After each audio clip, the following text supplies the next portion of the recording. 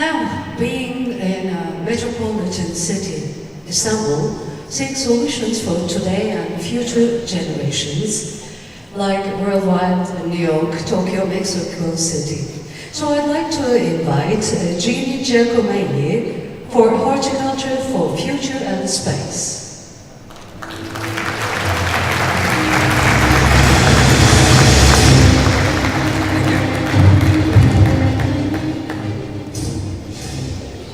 I normally don't start off by telling a joke, but if I did, I would start off by saying, an archaeologist, an art historian, and an engineer walk into a bar. For those who understand, I'll stop right there, and I'll move on with my presentation. It's an honor and a privilege to be here, and I want to thank Yusuf Tuzal and Murat Kachira for the opportunity to be here, without which I'm sure I would not. And then I want to think about all of you. You don't know me. I know some of you. But I know you came to this event. And I came to my first one 9 times ago, in 1982 in Hamburg, Germany. And I was privileged to meet people, engineers and scientists that would put activities together to develop food systems, horticultural systems, to feed people. We didn't have much at all of that opportunity to study together in the United States, and I'm glad to see that those opportunities existed. Today, there is GreenSys. Every 2 years, scientists and engineers working on controlled environment agriculture get together. And next year in Angers, France, in June, they will meet again. And they still have a lot of work to do, because there are challenges out there. I don't know if you know the Rolling Stones. Some people say they're the greatest rock and roll band in the world. We certainly can say they may be one of the oldest rock and roll bands in the world. But I like the words that I see here about a storm is threatening our lives today, and I need to get some shelter or I'm going to fade away. And one kind of shelter that will focus on controlled environment greenhouses. This is a picture of one of our greenhouses in Arizona on a very stormy day right before I left last week. And the opportunities that we've taken over the years to develop control systems, from high tunnels to vertical farms to plant factories to space events as well, and rooftop greenhouses. And they all essentially exist using controlled environments and hydroponics. The benefits, a lot of zeros, and that's a plus in this case.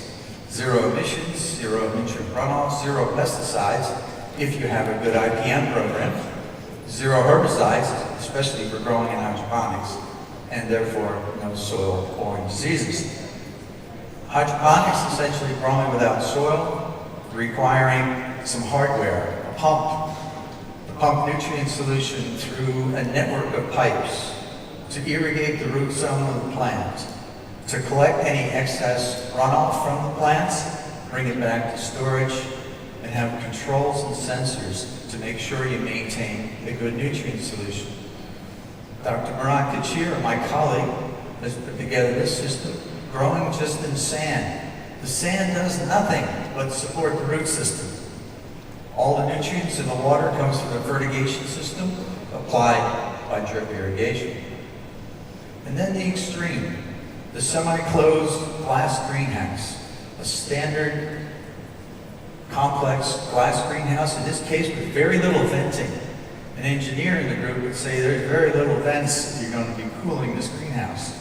But it's a closed system, and it's engineered to work even with very little or no ventilation. Which leads us to urban agriculture. The modern production, the desire for the young people today and others to bring food production into the metropolitan areas. And I'll be showing you some examples that we list here. first one on the Whole Foods market in New York City. This is a high quality food, vegetable selling facility, is a greenhouse, Gotham Greens. And we're proud to say that one of our students formed a company that created this and now has 6 greenhouses throughout the U.S. Another one of our students, Elaine Patterson, in the middle of this picture, is working at Green Sense Farms in Indiana, which is an indoor vertical farm that is a multi-layer growing system, allowing no sunlight in, using all electrical lights for growing the crops. Benefits of less water. You look at 5 to 8 times and many more if you look at vertical systems per unit of crop, and certainly less land space. That means these systems are flexible enough to go into locations where you might not be able to farm at all, or not even having the soil that could produce a crop. I bring this up for my breeding colleagues.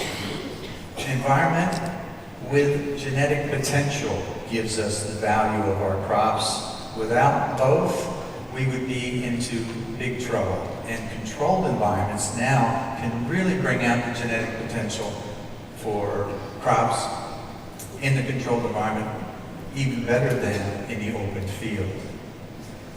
My topics of discussion, which may become a little bit abbreviated here as we move through, talking about systems and their implementations, talking about applied and fundamental research by giving you examples, and then talking about education and how we have to outreach to give people opportunities, and then some final thoughts.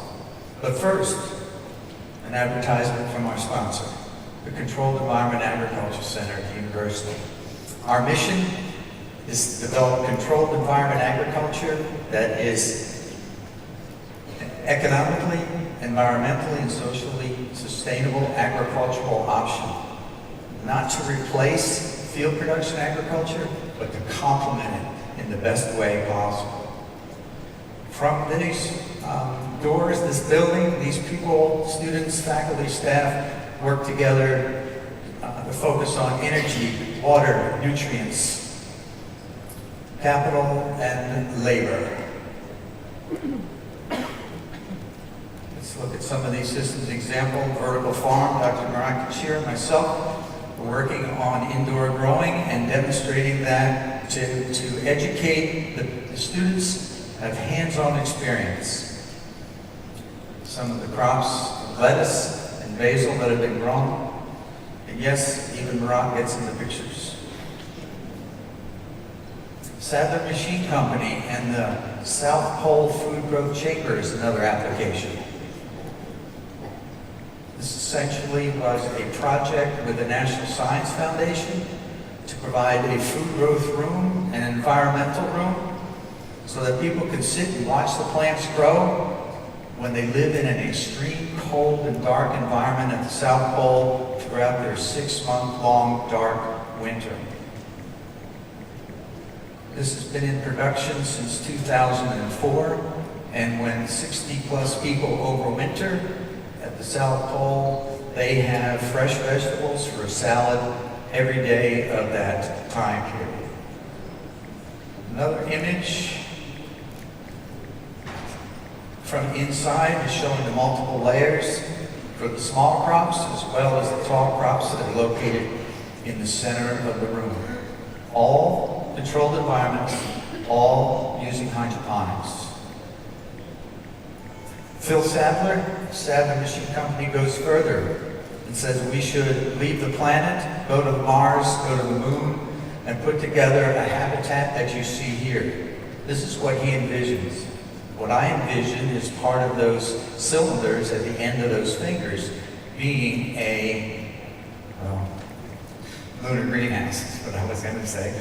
But also that it has to be buried. And that's what I'm going to show you, that we can put this together and protect from the galactic cosmic rays, because there's no atmosphere on the moon and very little on Mars. And we work together internationally. People in Italy and the US, students, faculty, staff, about the prototype lunar greenhouse. Here it is, 5.5 meters long. It's a cylinder that's lightweight and it's collapsible. It mounts better in a rocket this way, that there's no corners and sharp edges. Definitely NASA-like structure. Here we are a couple of days after the transplants have acclimatized, and here we are about 30 days later in a highly productive closed-loop system for hydroponics, recycling the nutrients, as well as recycling the atmosphere, with the concept being that the oxygen is produced from the carbon dioxide that the humans put out to provide the oxygen for the astronauts to survive. And the water is recycled as well from the plant transpiration. It's condensed and cleaned up, and it can be used for drinking water. And then, of course, we have food, the biomass, actually, for production. And one last thing that never gets in the slides and is forgotten many times is the psychological benefit of people wanting to have green plants in an extreme environment and enjoying that taste and the fragrances and of being more like at home. Some of the crops that we've demonstrated in the system are cucumber, tomato, sweet potato, potato itself, basil, and strawberry, as well as lettuce. That's very common. Applied in a different way on Earth is aquaponics, growing the fish, using the waste from the fish that produces the ammonia to convert that into nitrate and to feed it to the plants. In the process, then the plants give back clean water that can be recycled for the fish, and you do not have to discharge any water. Let's look at some applied and fundamental research examples. Dr. Kuchira again, and Dr. Chirikabota will be discussed here significantly. Murat speaks much about sustainability in controlled environments, and not only producing food, but also producing energy simultaneously through the glazing to improve the sustainability of the system. Here's his example now in his sand bed greenhouse, growing tomato and operating completely on the photovoltaic cells that you see in the background for cooling and for pumping of the nutrient solution. Changing the glazing that could provide the photovoltaics directly inside itself, sharing the photons of light to produce electricity and also photosynthesis. He did studies to demonstrate the viability or lack thereof of production using the reduced light that the plants get, and the trade-off therein, if you have no other power source available, it's a very acceptable solution. He also likes to monitor the plants remotely and non-contact, so that we can feed back information to the computer systems that then give us not only data about how the plant is growing, but can actually then change the environment to improve how it's growing. Challenges on Earth remain with cooling. It's much more difficult to cool than it is to heat a greenhouse, particularly in Tucson, Arizona, but other places as well. And this international project, with the support from BARD, put together information and strategies for controlling the environment using fog evaporative cooling and reducing the amount of fan capacity that you need in fan ventilated greenhouse, or without any fans in a natural ventilated greenhouse. We also do substrate studies to try to improve the microbiology aspect of the root zone, and we're working here with Premier Tech to improve production of tomatoes, particularly during our stress periods of the summer in the desert Southwest. Cherry Kubota has left the University of Arizona and now resides at Ohio State University, and we wish her the best, and we wish to begin collaborating, but I have to show you her work for the past 16 years, much of it as a plant physiologist and a horticultural engineer, to develop sustainable production technologies and some new technologies. I'll show you some pictures to give you an idea about strawberry production, increasing yields by 300% compared to the field, producing the crop during the winter period, not competing with the California produce, and having it available during our holiday seasons, and using 20% less discharge. And here, Mark Krogel, working with cherry, demonstrating melon production, providing 75,000 melons per hectare on a yearly basis. That's a lot of biomass. Of course, it's a lot of water too, but it's also good quality water. Beautiful. Transplant production and use of grafted transplants to reduce the need of transplanting in the open field. A lot of people here have done this work as well, particularly because of the lack of fumigants that will be available to use in the field. Using LEDs as a means to affect the crop morphology, its growth characteristics, and even its productivity of phytochemicals in the plant is work that Cherry has done with Ricardo Hernandez, a graduate student who's now a faculty member at North Carolina State University. Increasing market competition. Cherry tomato, it's sold because of its sugar content. So we measure Brix, total soluble solids, and we can increase the Brix content by the electrical conductivity, the intensity of the fertilizer in the nutrient solution, and increase it significantly, as you see in the graphic here.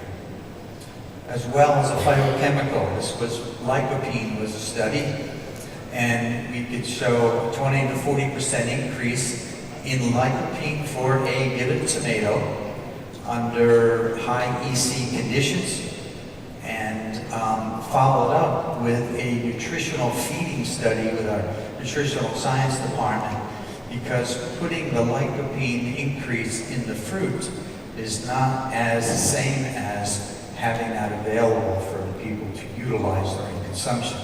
However, traveling in space under the harsh conditions of the radiation and the stress conditions of the extreme environment, this kind of work will continue to be very, very important for other aspects other than lycopene itself. Next to the end is education, instruction, and outreach, and we claim that we put short courses together on a regular basis to bring growers and want-to-be growers to a level of understanding, at least to know what questions they need to learn more about in a short 5-day period. And then we follow up with consulting as well as additional classwork. You see a picture here of a classroom. It's a 500 square meter classroom that we use. Every one of our students coming through our controlled environment program gets hands-on experience with producing at least a tomato crop, if not more. Here's an example of Miles Lewis teaching the floating graft lettuce production system, again, to growers or growers that want to get into this business. And this is a rooftop greenhouse.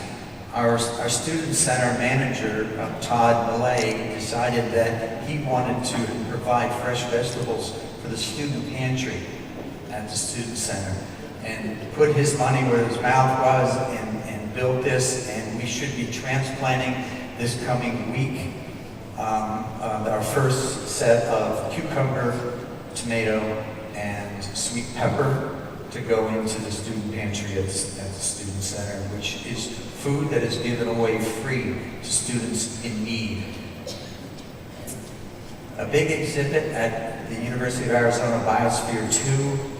It's the 1.5 hectare facility, all glass, fully enclosed, now 25 years old, with well-established ecosystems that we were able to put a bioregenerative life support system, or our Mars greenhouse, on display. You can see Phil's habitat in the bottom right, and then people watching the plants in the yellow lighted lunar greenhouse around the corner. Some of the crops that we produced in there shown here. Final thoughts. Successful food systems will be achieved if we have a fundamental understanding and we implement controlled environment agriculture and hydroponics with good environmental control in a protective facility using a flexible design, monitoring, evaluating, automating, and we need experienced growers and producers. And we will, I won't, but someone will do it on Mars someday. My expectation is that we learn how to grow grape in the greenhouse so that my great-great-granddaughter can have a glass of wine as she lives on Mars. Take home. Controlled environment technology exists today. It is functional, it is commercially viable. In the 1990s, we didn't know what we were talking about. We do now. Capabilities are that we can produce plants for our needs independent of climate, predictably, consistently, and with a quality that people will desire on a regular basis. The challenges: education, education, and more education of young people, of people who invest in these systems, and of the dreamers who are dreaming new systems. We cannot break the laws of physics, nor can we break the laws of biology to make a plant grow. It will just not do anymore until a long time into the future. We need financial support, we need sensors, better sensors, more sensors, direct control from the plant, and we need creative applications. People like Phil Sadler that dream up these things and say, yeah, we'll put a system together and we'll test it. Ultimately heading to urban sources. Therefore, with knowledge, technology, resources, the capability to market within a food chain, and with good business investment, wise business investment, we should help to feed the world with controlled environment agriculture. So, why are we here today? Because of food for life, for our life, and for all future life. I would, if I could, raise a glass of wine to you right now. We will shortly. I think you're all ready. I know I am ready. And toast the fact that it is a good life, it can be a good life, and we need to make it such. And back here, it says, bridging the world through horticulture. I would amend that and say, bridging the worlds through horticulture. All of you know how to do it. We need your help. Let's go. Thank you very much for your time.